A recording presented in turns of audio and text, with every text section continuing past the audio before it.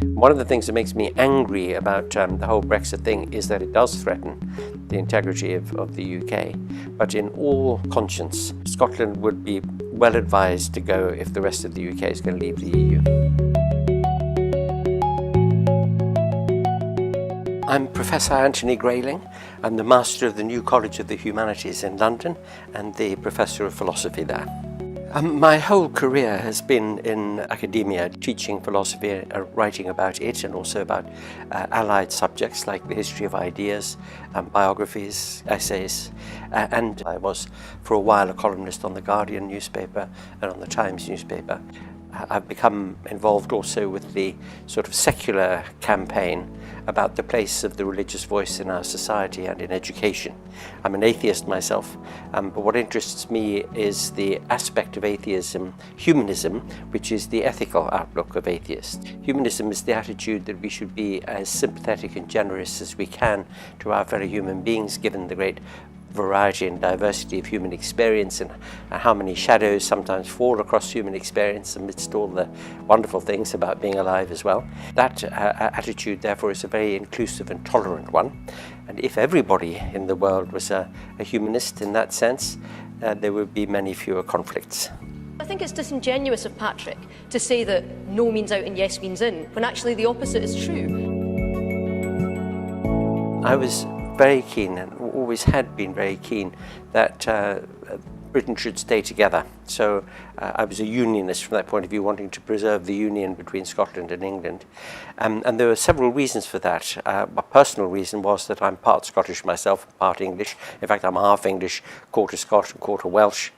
So I feel very British and a lot of association with all parts of the island of Great Britain. But also, of course, Scotland's place in the history of Britain, in British history, has been a very leading place. I mean, you know, in the days of the Empire, whatever one thinks about it, it's certainly true that Scottish contributors to the Empire were tremendous. Think about our cultural life and our history. Think about the Scottish Enlightenment of the 18th century, for example. Some of our greatest thinkers and writers have hailed from Scotland. And so the idea of breaking up a country where so much had been shared and we had so many things in common, and there were so many overlaps really between people in Scotland and other parts of the island of Great Britain. So I campaigned quite vigorously to maintain that link. The decision taken in 1975 by this country to join the common market has been reversed by this referendum to leave the EU. But my view changed as a result of the Brexit referendum, the EU referendum. And it changed because it seemed to me incredibly unfair on Scotland, which had been quite substantially remain in the referendum vote, that part of the English population should drag Scotland out of the EU, where Scotland had benefited so much from EU membership and was so European in its outlook, and again, as part of history always had been. Always been very closely associated, for example, with France and other parts of Europe. And so I changed my mind about it and came to think that if there is a Brexit, that the Scots have every right, every entitlement to seek to think again about independence and perhaps to have another independence referendum. Yesterday, Scotland, like London and Northern Ireland, voted overwhelmingly to remain in the European Union. We voted to protect our place in the world's biggest single market and the jobs and investment that depend on it. Scotland is bigger than some EU countries, certainly not just in population terms, but also in GDP terms, could quite well flourish as an independent member of the European Union if it wished to do so.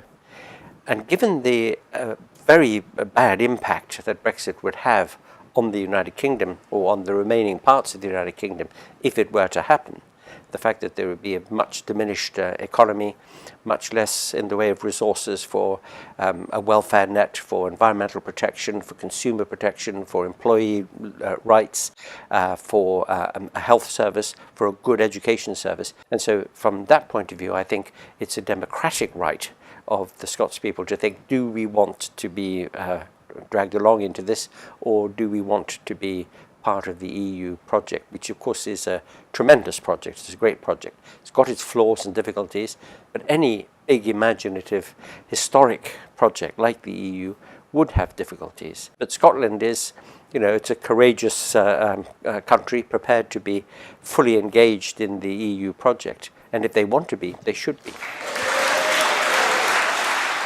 The First Minister can now formally ask Theresa May for an independence vote. I hope the United Kingdom government will respect the view of Parliament. This is simply about giving people in Scotland a choice. We agree that now is not the right time for that choice, but that choice should be available to people in Scotland when the terms of Brexit are clear. So I look forward to this. If Scotland were to become independent and if things happened in Ireland which perhaps resulted in Northern Ireland becoming united with or somehow being federated with the Republic of Ireland, that would leave England and Wales. And the point is that historically Scotland has been the rescuer. So we would be stuck in England with a permanent Tory majority unless we could reform our electoral system here, because the first past the post system delivers these completely artificial majorities in Parliament on minorities of the popular vote. There needs to be a reform of that anyway, but if Scotland were to leave, it would become absolutely imperative that we do that, because otherwise we would be stuck with Theresa May and Boris Johnson and so on forever. And I think that would be disastrous for the country, for international relations, for almost anything that one could imagine, other than those who have a vested interest in the kind of economy and society that Conservatives like. The one and only thing that Mrs May has ever been right about is that Brexit is Brexit. There's absolutely no right in the world as to why Scotland should be forced to follow on. Scotland would be well advised to go if the rest of the UK is going to leave the EU.